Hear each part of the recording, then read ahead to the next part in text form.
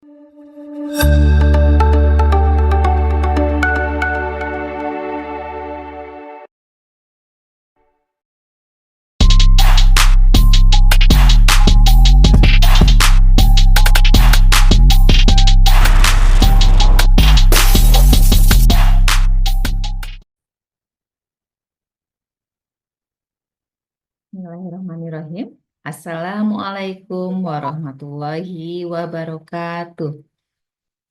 Alhamdulillah, Ayah Bunda. Selamat pagi, semangat pagi. Gimana kabarnya? Insya Allah semua sehat, bahagia, dan semangat ya Bun ya. Alhamdulillahirrahmanirrahim. Wassalatu wassalamu ala asrofil anbiya'i wal mursalin wa alihi washabihi ajmain. Amma ba'du. Rabbi sholli sadri wa yassir li amri wahlul 'uqdatam min lisani yafqahul qawli. Ayah Bunda, hari ini kita diskusi untuk kegiatan magang ya yang akan diselenggarakan oleh siswa kami di Ar-Rasyid untuk kelas 6. Saat ini memang baru untuk kelas 6 saja. Kegiatan ini merupakan bagian dari salah satu penguatan pilar entrepreneur yang menjadi konsep kurikulum di sekolah Ar-Rasyid. Nah, walaupun juga beberapa aktivitas kemarin seperti muamalah, jual dan segala macam sudah dilakukan, tapi magang ini menjadi program tersendiri dan apa ya, menjadi program magang level 1. Apa sih sebetulnya magang itu? Ya, jadi kita sama-sama diskusikan. Kemarin mungkin di awal-awal juga sempat Pak Rofik dan Pak Romi juga menyampaikan bahwa berharap bisa mencari tempat bersama-sama untuk magang ini dan segala macamnya kepada Bunda semua ya. Alhamdulillah tempat magang sudah ditemukan. Ada 4, report ke saya ada 4 magang. Insya Allah nanti akan dilaporkan kembali oleh Pak Rofik saat diskusi kita besok ya. Hari ini kita mengenal tentang magang itu apa sih sebetulnya. Nah, oke, kok anak kecil ternyata masih magang? Kok magang itu bukan buat orang dewasa atau buat kerja atau apa? Kok masih kecil? Masih suruh kerja gitu ya. Pasti banyak sekali pertanyaan-pertanyaan hal seperti itu ya Bunda Ayah ya. Saat kita menyampaikan bahwa ada anak-anak yang mau magang. Bahkan kalau kita mau mencari tempat pun orang-orang suka kaget gitu. Kok magang itu buat anak-anak SD gitu. Yuk kita samakan dulu permain kita terkait tentang magang. Sudah terlihat share screen-nya. Hmm, saya share screen sebentar ya. Terlihat ya, ya Bunda. Yuk magang. Ini mohon maafin fotonya masih agak lama ya. Ini salah satu tempat kita magang dulu pernah di tempat buah-buahan ya, hasil buah-buahan yang luas sekali sehingga kulkasnya ini satu ruangan besar ya Bunda ya.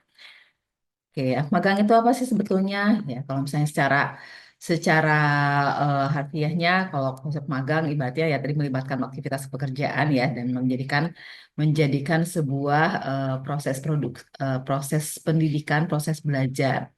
Ya, magang ini memang bukan hanya sebatas pekerjaan, yang bukan hanya pekerjaan yang kita minta untuk anak-anak dibayar buat anak-anak, tapi magang di sini adalah latihan buat anak-anak kita. Artinya dia latihan belajar belajar kerja atau ibaratnya bantu-bantu dulu deh gitu ya, belajar membantu-bantu aktivitas di suatu tempat. Nah, sehingga dengan magang ini anak-anak akan terlibat banyak dalam aktivitas dan proses belajarnya pun bertumbuh. Makanya magang itu sambil saat mencari tempat untuk yang ada banyak aktivitasnya, bukan hanya melihat ya, bukan sebagai observer, tapi anak-anak terlibat bisa membantu apa nih yang bisa dibantu, walaupun cuma ngambil sesuatu, membersihkan sesuatu, ataupun juga tadi ya bertemu dengan customer, melayani dan segala macamnya. Karena itu magang ini pun menjadi bagian bagian pendidikan yang lebih visioner lagi eh, kita ambil sehingga aktivitas ini menjadi suatu aktivitas produktif yang meningkatkan pengetahuan kita, knowledge, skill, attitude dan talents ya. Karena di sini pun bagian dari sebuah kurikulum kami untuk penguatan terkait bakat dan minat anak-anak juga. Nah, di mana tadi yang namanya task, talent, attitude, skill, knowledge pun akan semakin terasah. Dan tadi learning by doing-nya pun akan kuat juga. Sehingga anak-anak akan lebih mengetahui profesi-profesi ataupun aktivitas yang dilakukan dalam sebuah tempat. Bukan lagi menghadirkan hanya sebatas orang aja yang kita datangkan ke sekolahan ya, tapi anak-anak betul-betul terlibat. Apa yang terjadi kalau di tempat perkantoran arsitek, apa yang sedang arsitek sedang lakukan misalnya gitu. Kemudian bagaimana proses jual beli itu dan banyak hal. Nah, yang kita lakukan dari kegiatan magang sini ya. Sebentar.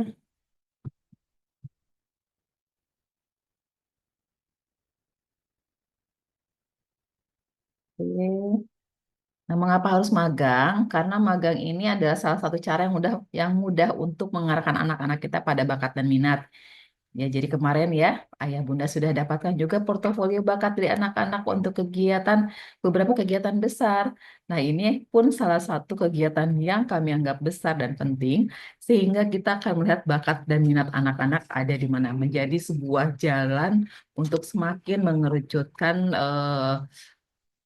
pemahaman anak-anak, pandangan anak-anak, ataupun juga bakat dan minatnya. Nah, di sini pun dengan kita melakukan aktivitas magang, artinya banyak hal positif yang lebih banyak terbangun. Pasti dengan otomatis anak-anak akan mendapatkan knowledge ya Bun ya. Knowledge-nya baik yang tangible maupun intangible. Seperti tangible itu mungkin anak-anak akan tahu bagaimana caranya resep membuat donat, resep membuat roti. Tapi intangible-nya adalah bagaimana tekniknya supaya kalis. Karena beberapa hal juga tidak harus tertulis ya secara pengetahuan, tapi dengan disampaikan, dengan melihat, dengan merasakan, mengalami, anak-anak bisa lebih tahu juga. Kemudian juga akan lebih banyak merespons situasi tertentu.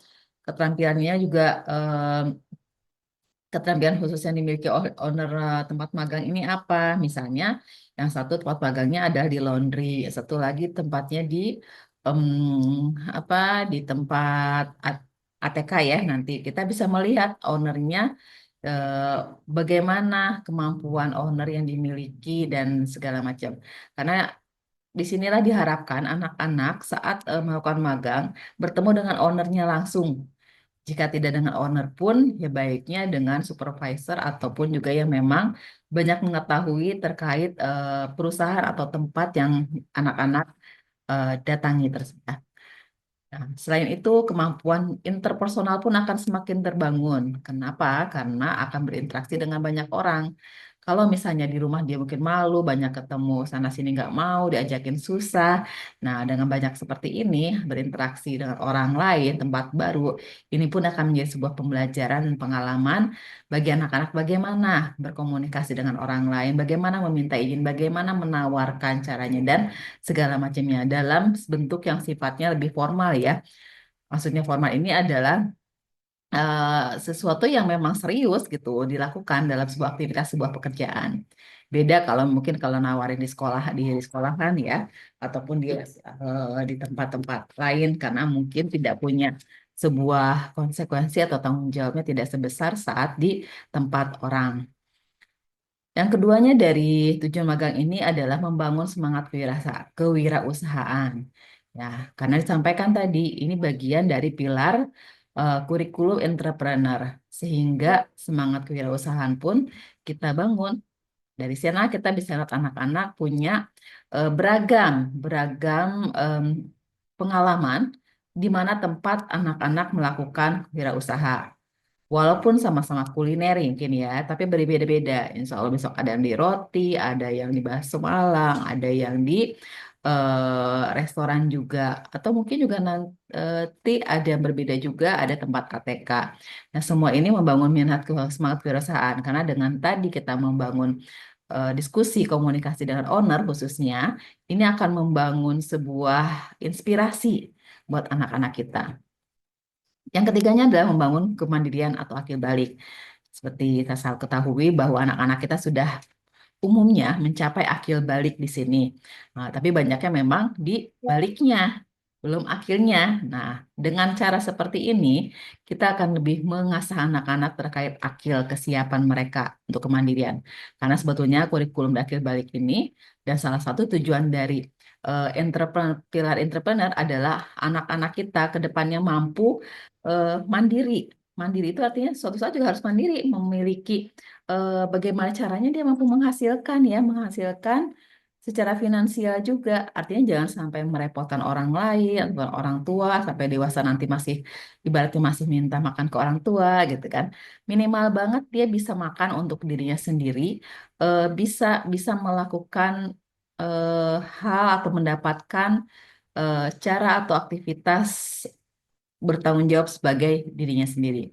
Nah, jadi kemampuan kemandirian inilah yang kita harapkan anak-anak bisa lebih bertahap kita perkenalkan. Tapi di awal kemandiriannya kita sesuaikan kembali dengan memulai dengan kemandirian yang sederhana ya, misalnya berangkat nanti pakai kendaraan umum gitu-gitu udah mulai ajarkan ataupun mungkin berangkat bareng-bareng sama temennya ataupun juga kemandirian saat mempersiapkan perlengkapan-perlengkapannya dan lain-lain. Kita harus mengenalkan, menguatkan anak-anak terkait ke kurikulum kemandirian ini. Yang keempatnya adalah membangun konsep diri atau dari karir ya, konsep diri secara karir. Sehingga nanti mereka sudah memiliki self-career development concept.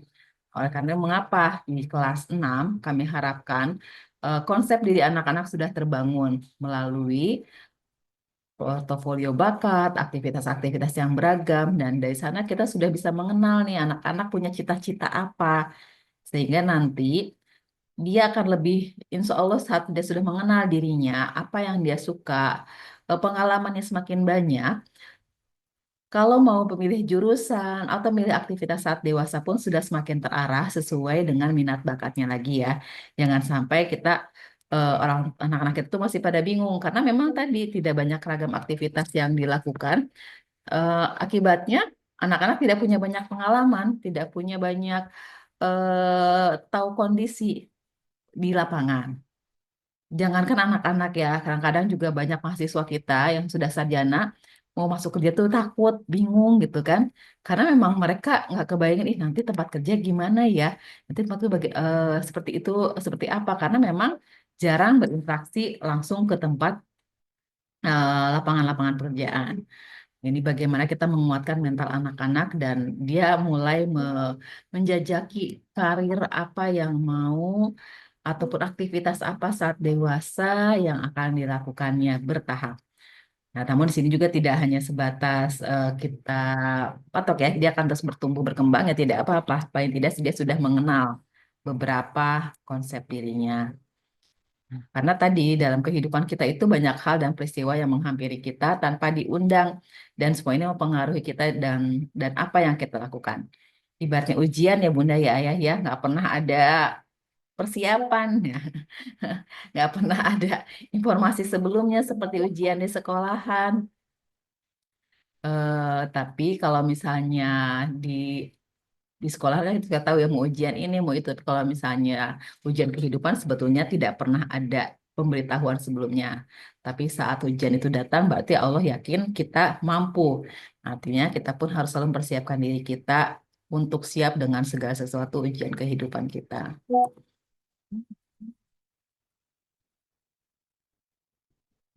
Sini sampaikan tadi ya bakat. Kalau kita masuk ke tentang bakat, insya Allah hari Sabtu pun akan kita bahas juga tentang bakat ya.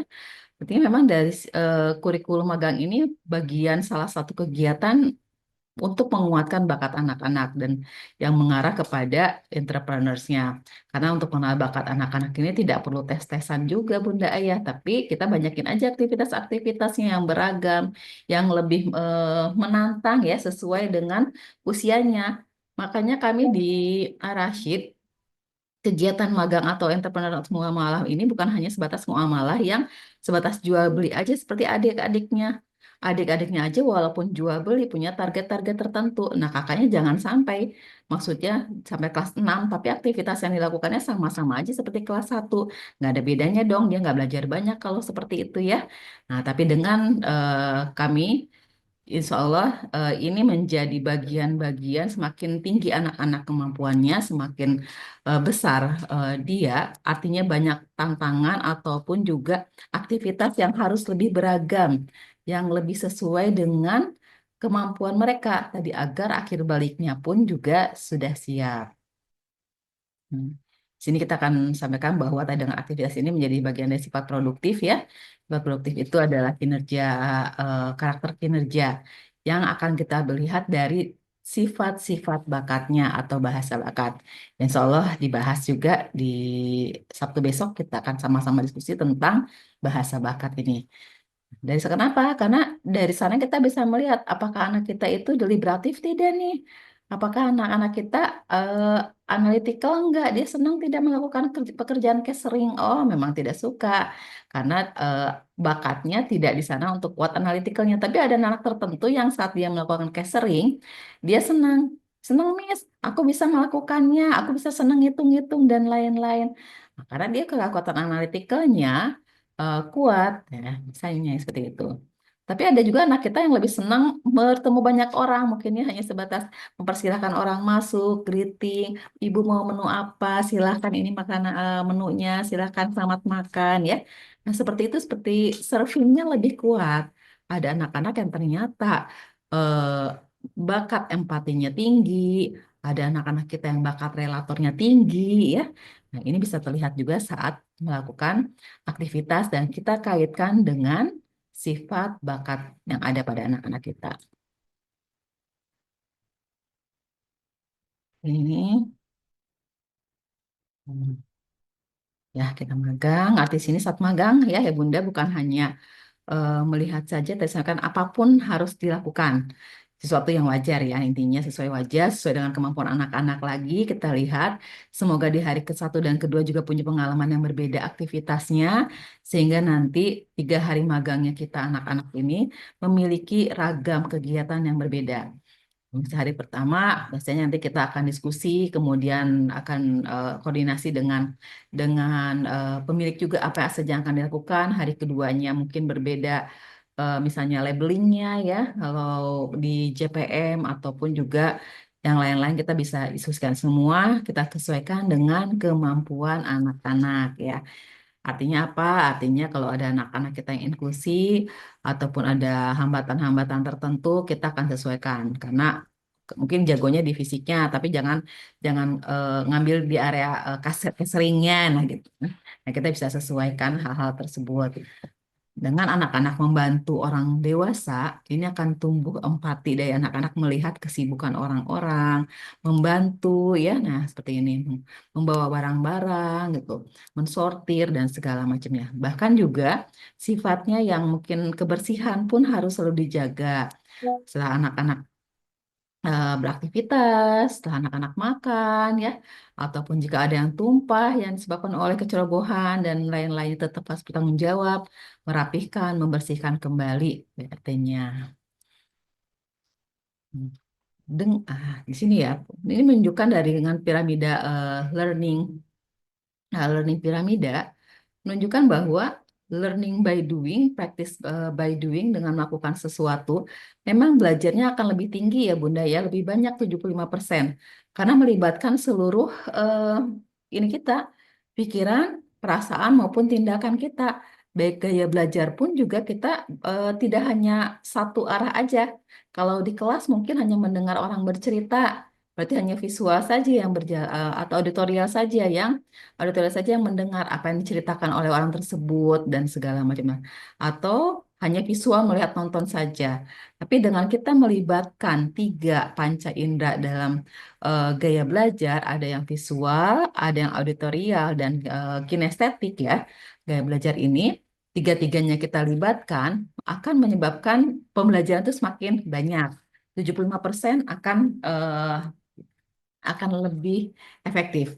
Bagi anak-anak juga yang memang kekuatannya kinestetik, mungkin akan lebih memahami apa yang dilakukannya dibandingkan sangat saat mendengar saja atau ceramah ya ataupun cerita di depan. Bagi anak yang auditorial kuat dia akan mudah paham, tapi bagi anak-anak yang kinestetik itu akan kesulitan untuk mengingatnya. Tapi dengan cara practice by doing ini yang seluruh gaya belajar kita libatkan juga, nah ini akan memudahkan anak-anak paham dan memahami apa yang pernah dilakukan karena mereka mengalaminya. Kalau mengalami artinya semua panca indera kita libatkan juga ya Bun ya, mata, telinga, ya memegang kulit kita, kemudian juga mungkin ada wangi apa segala macam hidung kita pun juga terlibat juga segala sesuatunya terlibat di sana. Nah, karena itu ya memang practice by doing atau learning em, aktivitas di langsung akan lebih banyak manfaatnya. Nah, di sini artinya pengalaman. Pengalaman itu mengalami. Mengalami tadi ya, artinya semua terlibat aktif juga. Beda dibandingkan hanya membaca buku saja. Visualisasi kalau membaca buku ya hanya 10% saja. Hanya mendengar saja, mungkin hanya 10 atau 20% saja gitu ya. Tapi dengan kita terlibat seluruhnya, 75% akan kita dapatkan. Nah, inilah Bunda Ayah kembali bahwa kegiatan magang ini pastinya akan kita kaitkan kembali di eh, portofolio di peta bakat anak-anak. Karena dari sebuah aktivitas tersebut banyak sekali ragam kegiatan dan ragam eh, peta bakat, bahasa bakat atau sifat bakat yang akan muncul dari anak-anak kita semua. Beda kalau misalnya kita hanya duduk mendengarkan atau hanya menonton saja gitu ya. Tidak banyak sifat bakat kita yang muncul dan terlihat juga oleh diri kita saat mengobservasi. Besok kita belajar ini akan dihadir di hari Sabtu ya. Lalu ini magang itu ternyata ada 3 level Bunda. Untuk magang yang akan kita lakukan, kita masih menggunakan level 1 ya Bun, karena level 1 itu anak-anak untuk usia 10 tahun sampai usia sekitar 12 tahun. Artinya di level 1 ini pun kita menyesuaikan waktu, durasinya, kemudian kelompoknya. Untuk level 1, anak-anak ini memang harus berkelompok, jangan mengerjakannya sendiri. Beda nanti kalau sudah level 3. Kalau level 3 bisa mandiri, silahkan. Ataupun mungkin level 2 karena dia sudah sering di level satunya, bisa mandiri pun juga diperbolehkan ya. Nah, kemudian waktu magangnya pun 3 sampai 5 hari.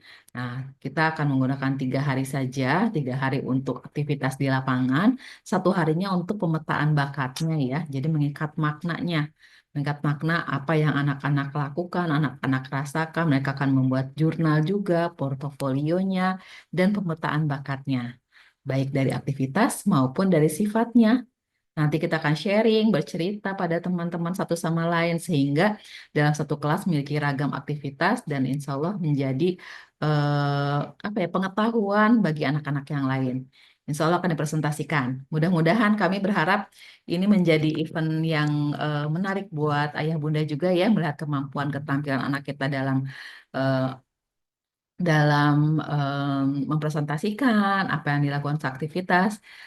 Mudah-mudahan kami bisa mengatur waktu untuk saat presentasi bisa dihadiri oleh ayah bunda. Lalu dalam 1 hari ini apakah full, Miss? Enggak full kayak orang kerja ya. Itu durasinya mungkin hanya 4 atau 5 jam aja. Kembali sesuaikan nanti dengan tempat yang ada. Apakah dia mulainya jam 10 atau mungkin jam 9 ya. Ataukah jam 11. Kita sesuaikan dengan masing-masing tempatnya. Pastinya kan tempat juga mungkin butuh persiapan dulu ataupun juga jam bukanya berbeda-beda. Nah, kita eh, akan berbeda-beda waktunya. Insya Allah ini sudah di follow up oleh teman-teman guru kami.